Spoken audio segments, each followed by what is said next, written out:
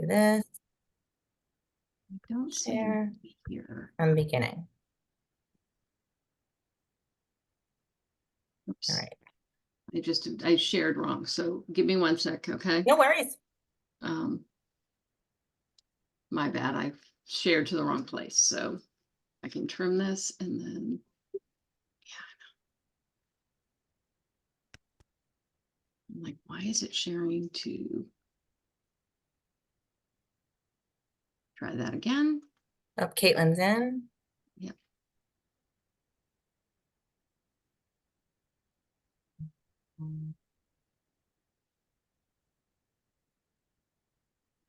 Here you go.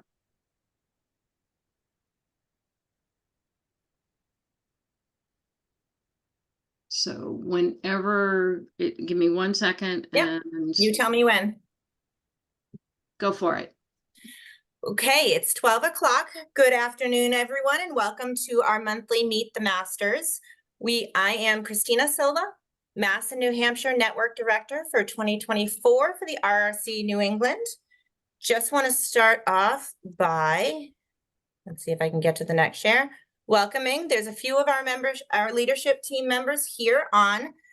Christine McClellan, she's our finance chair. We've got Joe McCarthy. He is Rhode Island or Connecticut? Sorry. Rhode Island. Perfect. Thank you. And then I think I saw Caitlin join. She is our Mass Network Director. Morning. As well as Greg Hanner, who is our membership chair. So thank you all for joining, and thank you members for coming on and joining us this month. Also would like to say a thank you to our 2024 strategic partners. Without them, our events would not be able to happen. They make it possible to keep the costs down for our networking and education events. So thank you to them. Couple of things that I wanted to just put out there and start with. Our annual mid-year lunch is coming up June 13th. That is from 12 to 2 at the Social Restaurant in Newton. All members and friends are welcome, so please join. There is a link on our Facebook page as well as an email that will be going out to join us, and we'd love to see you guys there for great networking and lunch. We also have a save the date coming up. We have been working on the Cape Cod networking dinner and boat trip. Did this last year as well, but we have the date in motion, June 27th. We will board at 3:30, and information and registration will be out for that shortly. There's just a couple of other things to keep in mind. Those are the 2 networking events that we have planned right now. July, there'll be something in Central Mass for the Realtor Relief fundraiser. Those dates will be determined. We have a boot camp in our Portsmouth location. That will be August 6th. September and October, we're working on the Maine and the Vermont networking classes. So those will be out shortly as soon as the dates are confirmed. November 5th, we'll have our RRC New England night out in NAR, the NAR conference. And then December will be our holiday luncheon and installation event. So I'm going to turn this over. We are welcoming both Sean Rizzo and Mike Healy of Tiger Home Inspections today. They're going to go over the inspection trends, what realtors can do during the process, and any other hot topics that we have. So please feel free to welcome them, and any questions you might have, put in the chat. But we'll give it to you, Sean. Very good. Thank you all very much for having me again. My name's Sean Rizzo. I'm the owner of Tiger Home Inspection. I'm also accompanied today with Mike Healy, that's been with us from the very beginning of the company way back when in 1990. We do cover all of New Hampshire, Eastern Massachusetts, and the state of Rhode Island. So that touches a lot of you on this Zoomer fair today. As we know, a lot of the trends right now, right, with home inspections, it's become popular or the norm in some scary ways to waive the home inspection contingency. So we're trying to all avoid that. We know that puts a lot of pressure on your buyers, makes a very difficult situation for you all. But so I know you encourage your inspections with all your offers, but you know, buyers get frustrated and they want to sidestep that. And then unfortunately, at times we're on the post side of the sale. In other words, they close on the home and we perform the post inspection because people want to know in which they've bought. And sometimes we have to tell them that their new baby has pimples. Pimples certainly can be fixed, right? And they may have a rash, but we can fix all those things. But it's also a difficult conversation when someone's bought a home and they've paid a lot of money for it and committed to it for 30 years at a 7% interest rate. Difficult conversations. And a lot of times it can put the seller and the agents in a bad light because people, as you know, quickly forget that they agreed to waive this opportunity. And now when things aren't going right, everybody wants to point the finger this way. It was everybody's fault. So I'm sure you continue to do your best to have the home inspection. Not only does it protect the buyer, but it also protects, I greatly believe, the reputation of both the real estate agents on both sides of the deal. That's my quick thing about waiving the home inspection. There's a lot of different things that are going on out there. Some of the big things, and I'll chime Mike in for some of these things. A lot of the big things that we're seeing out there is split systems and on-demand hot water heaters. And maybe Mike, you can touch on that. Yeah, so it's Mike Healy. I'm a home inspector. I've been with Tiger for a long time. I'm a supervisor inside. I do presentations, buyers, brokers, first-time home buyers, educational, continuing ed for home inspectors, and I do home inspections. So as far as split systems, what we're seeing now is split systems seem to be the answer to all your heating issues, the way that it comes across. And you'll find also with on-demand hot water systems, there's no free lunch. So usually when something is super efficient and highly efficient, there is some care and maintenance involved. And I kind of lump these together because of with splits, we're seeing a lot of, we're seeing them installed a lot of retrofits. You want to use the word flips, you can say flips, new construction. With new construction, split systems can be ideal because the house is built from square one. In the very beginning, it's designed around the fact that it's going to be heated with a split system. What is a split system? The oversimplified description is, if you think of central air conditioning, basically it can do air conditioning, and it can also, if you run it in reverse, it can supply heat. And basically it's about heat transfer. If you want to think about, central air conditioning or splits, because everyone kind of gets hung up on with split systems, you're talking about the things hanging from the walls. They actually can be ducted systems, or they call cartridges. There's a number of different installations, but it's all about heat transfer. And during the winter, it's about extracting what available heat there is outside and delivering it inside. And during the summer, it's taking the heat from inside and delivering it outside. So, they're fabulous machines, highly, highly efficient, more efficient than anything electrical based we've ever had. A very good alternative to, gas, oil, the fossil fuels, propane. But if the building's built from square one around the fact you're gonna be using them, that's great. Sometimes as retrofits, I was actually at an inspection this morning, and it had a traditional oil-fired system originally. It was ducted, and the basement had been finished. Well, the basement doesn't have a separate zone. So now the first floor with the heat pump is going to, it's a little slower to perform. It's going to control the heat for the basement and the first floor. And there can be an imbalance there, both seasonally, and then with heat pumps, they're very slow to respond. The big thing around with heat pumps, I was always taught, we're leaving the house for a day or two, we turn the heat down. With heat pumps, whether it's AC or heat, they basically say, find that temperature you like, and that's what you stick with. They make heat very cheaply, but they do it very slowly. A constant air movement with a slight increase over time, once the items in the house are warmed up, it more easily maintains that. So heat pumps, and the one thing that this kind of comes back to the maintenance question that I brought this all up about was, ideally, the way that they work is there's a constant low-grade movement of air that keeps everything kind of at an even temperature. Well, that constant air movement brings more air through the systems. The filters do tend to get dirtier faster. And then if you don't take care of them, it can kind of roll over into more of those concerns they have about organic growth, mold, and that type of thing. So where am I going with this? Most manufacturers suggest that you should check and clean your filters every 2 weeks. And that's something no one ever hears. We just recently went through a continuing ed with Mitsubishi, and they talked about the fact that you really want to stay on top of that. And that's, you may hear a home inspector discuss that if he's been exposed to the information. But again, no free lunch here. You have something that's super efficient. great return on, it produces a lot of heat for a little cost. But if you don't take care of it right, it can get ahead of you.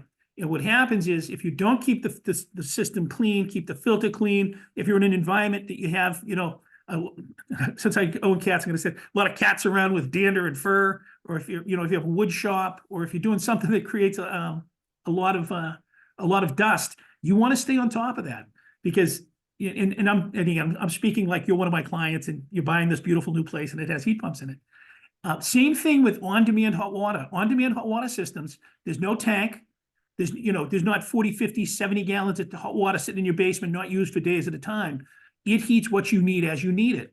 And this was from personal experience. I put one in. I had one put in. And, I said what they require is once a year, they need to be flushed. And, they need to be basically kind of back flushed like your pool. And what happens is, as part of the heating process, minerals tend to drop out of solution and it can clog the system and even cause corrosion. The water in my town, I'm on public water. It's not particularly corrosive. Being a home inspector, it's like all mechanics drive beautiful cars. I knew I was going to get right on it and maintenance my on-demand hot water heater. I kicked the can down the road. It was the third year. I was going to get the equipment and my heat exchanger failed. And it's something that no one talks about is when you put one of these in once a year, someone should come. It takes about an hour. It's not a big deal. Most homeowners, if they watch enough YouTube, could probably do it. But it's basically you isolate the tank, you hook up a couple hoses, and they run a solution through it for roughly 45 minutes to an hour, and then you flush it clean. I experienced if you don't do it, the heat exchanger can fail. So it's one of those things, all the pennies you saved with that high efficiency, if you don't do what you should, it can come back at you, kind of bite you on the backside. I do have a friend who's a plumber who he just generally tries not to put in on-demand hot water systems anymore because he goes, no matter how much I tell my clients, they don't take care of them. And after 4 or 5 years, you get the call that the system failed and I can't believe it. It's new, it's fabulous. So that I lump the two together just for that, the maintenance. Nothing's maintenance free, but the more high tech and specific and high performance things are, it's really important that again, you're my client, you're buying the home, you take care of it. So if you hear a home inspector going off in that direction, there is some truth to it. It's you got to follow the directions, and there's actually a small business out there waiting to happen where someone who's qualified goes out and back flushes these on-demand hot water tanks because they're going in everywhere, and people generally, especially depending on the hardness of the local water, they're not really staying on top of it. No, that's what we talk about. Everything seems like it's new technology, then all of a sudden new becomes old and new needs maintenance. And we see these split systems everywhere and we see them on the side of homes and we think, aren't they beautiful? Aren't they tidy? They'll sit there and work beautifully forever. But they do, they knew, as we say, always referencing back to a vehicle, they do need an oil change periodically or good flushing. So Mike's point is well taken. The next question is what we spoke to speak to is what are the best way what can a realtor do to aid in the process of a home inspection? And all of you being seasoned real estate agents, I'm sure some of this stuff is going to seem trivial to you, but we'll touch on it real quick in some of the bulletin points. And Mike and I will go back and forth. We certainly don't want to take too much of your time today. But one of the key things, it's really great when the real estate agent is present at the home inspection for obvious reasons. It just helps everything move freely. It also, you help us all herd the cats, as we say. Because as we all know, we have the buyer's significant other, and we have the uncle, friend, or best buddy that's a contractor, and they're going to show you how everything is great. And also, we're going to have the father-in-law that. Do you see that, Sean? No, there we go. Yeah, or we're going to have the father-in-law that is going to tell you they bought the same house in 1975 for $50,000, and you kids are crazy for buying this house. And I'm going to show you how much I know about this process today. So the real estate agent there is. Being at the inspection is a great help. It allows us to do our job and you to keep things moving. The other thing is to confirm that all areas are accessible. A lot of times we know that people lived in homes for 30, 40 years, and we enter a cluttered home. It makes it difficult, slows the process, and it just makes things a little awkward and or sticky. Now there's a difference, as you all know, from cluttered and we see hoarders. And that could be a very difficult conversation in a whole nother situation. The other thing is a lot of time we go to home inspections in the water, the electric and or gas are not on. So that limits the inspection and what we can do. And we do the inspection we best we can that day, but obviously it's not the best experience for the buyer. And sometimes it results in the inspector having to come back to perform additional inspections because items weren't on that day. As we are all pet friendly, it's ideally to remove the pets from the premise is a great idea, especially dogs. Everybody thinks their dog is super friendly until the dog is not super friendly, right, Mike? You haven't been a home inspector if you haven't been nipped at the Shih Tzu that's super friendly and loves everybody. It loves everybody until there's a stranger in their home and they can sense that things are different. Only the So, little dogs. yeah, the little dogs are the tough dogs. The mean ones can be tough too, but we have a lot of stories with little dogs. This is going to sound like an obvious one. Burned out light bulbs. Have them working. Have them working in the garage. Have them working on the exterior. Have them working in the basement. Have them working in the attic. When we have a light that doesn't turn on, it's not our job as an inspector to troubleshoot to see why that light's not on. And it could simply be a bulb, and that could go down in the report as, light fixture not working. And that could be easily fixed and or addressed. We spoke about all stored items in debris. If we could move that away from the foundation, again, makes the inspection flow fluently. Also, we all know debris against a home is a good access for wood boring infestation and or mice and the beloved chipmunk that is a tough critter to deal with. Items blocking AC, HVAC equipment. Again, just easy access to everybody. You just don't need to be a home inspector to know this, but being seasoned, successful agents is such as you know what we're saying when we have easy access. This is a good one. Unlocked areas must be accessible. Also, often there'll be a bedroom or a room that people don't want us to enter. There might be a basement or a section within a basement, a locked door where people don't want us to enter. And or, of course, when we get into condos and or townhouses or condos in a large complex, the utility rooms and or roofs may not be accessible. So we want to have those things accessible. So this is all about making the process go a little bit smoother for the buyer. And with a smoother process and without delays and or hiccups in the home inspection process, it's a better experience for the buyer and the seller and the real estate agent. And when it's a better experience for everybody, the deal just goes that much smoother. Okay. Attics with like easy access to attics. Remember, just like you all, we're a guest in that home.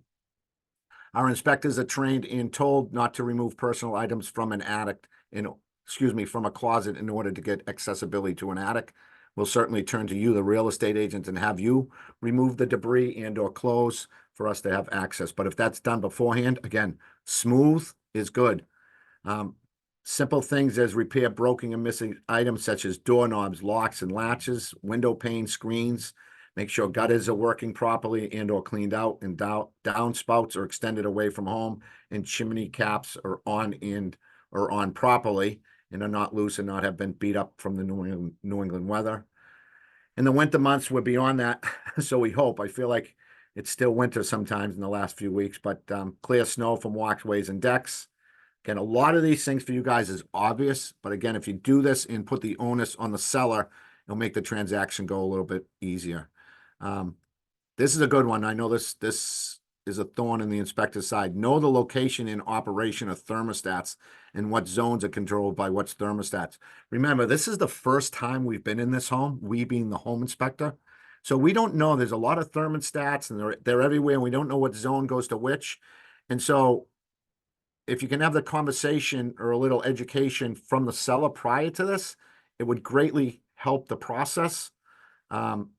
Again, it's very difficult. We're turning on zones and we're waiting for things to heat up and cool down, and it slows things down. Again, smooth is better. Smooth leads to an easier transaction. By doing this, everything will run smoother. Be able to locate the main water shutoff. A lot of times, so many homes these days have finished basements, and a lot of people don't know where the water shutoff, and or they live there 30, 40, 50 years, and they've never thought about their water shutoff. And here we come along and nobody even knows where the water shut off. So that's helpful.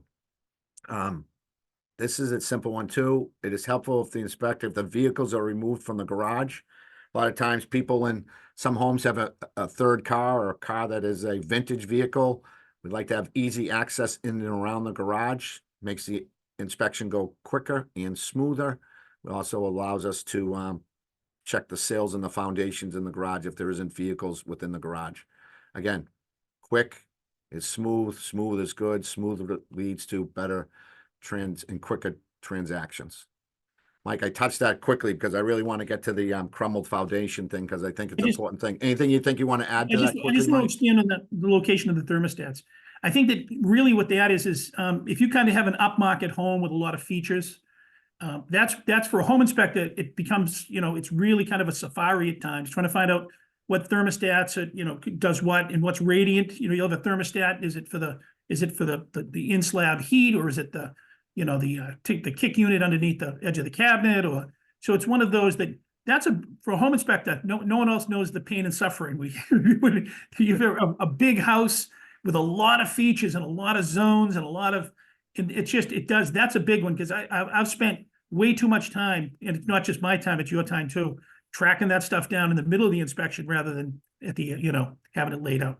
So that's a favorite for home inspectors to gripe about over beer, Yeah, yeah. And if you could just have them being the seller jot down which zone goes to which and how it operates, it really is a better thing. Because remember, the home inspection, as you all know, a good home inspector is not just about finding what's wrong. It's how you're going to live in this home, and it's a show and tell experience.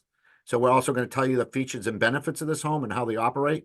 And as Mike, I think the verb you use, upscale home, I think that's something and there's a lot of different thermostats going on. If we can help the buyer understand how they work, it's just going to make everything better.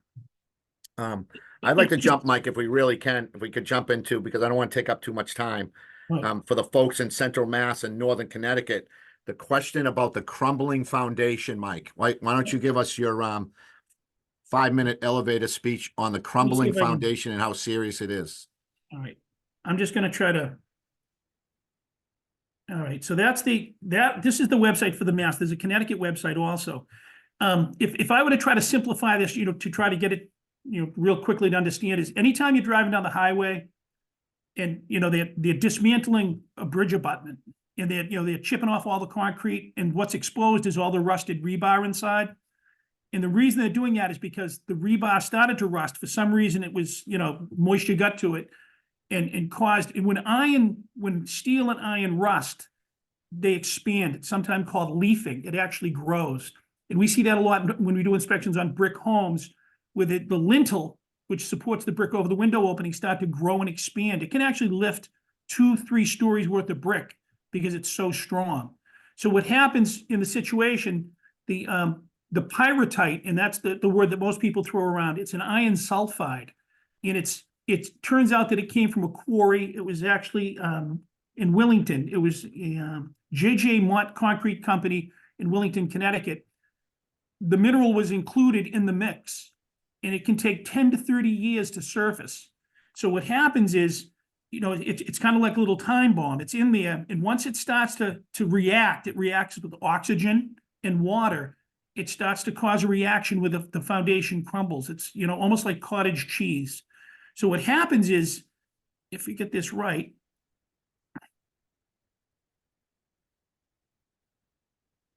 you see that's the kind of images that you'll have in that's, as it's advanced, and it just causes it to crumble. The way that it's identified and addressed is it's a professional engineer who's been certified in this. They'll do a visual inspection first, and they'll identify it as a condition. And then generally they want a 4-inch core. They want to drill a hole through and take a sample. The core will be repaired after, but that core needs to be to see actually the distribution of the material through and what kind of reaction there is going on. So once they identify it as a house that has a pyrrhotite problem, the only real cure is to lift the house, remove the foundation, and reinstall a foundation under it. And then this is just a good idea where it is, the central location, Central Mass. You can see that kind of the northern part of Connecticut, northeast. This circle, there are little aberrations that go outside of that, and this does take place in other places in the world. Supposedly up in Quebec, it's an issue, but that's really, it's really the identification of the problem. Connecticut stepped up. They've got a fund in place. You have to, have it documented and applied. The house has to be built between 1983 and 2015. Massachusetts is working on, right now, and it's, S-548. It was voted out of the joint committee favorably. So it's something that's in the works. And that would, again, would be funding and support for people who've been, caught in this situation where they have to do something about pyrite. So that's the horrible stuff. All right. Any questions about that? Have I seen it? Me personally, no. We do have one of our, two of our inspectors who are more from Worcester West. They've run into it. They've seen it.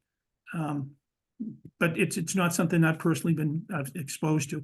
I will say that over the years, I did see something like this along the coast.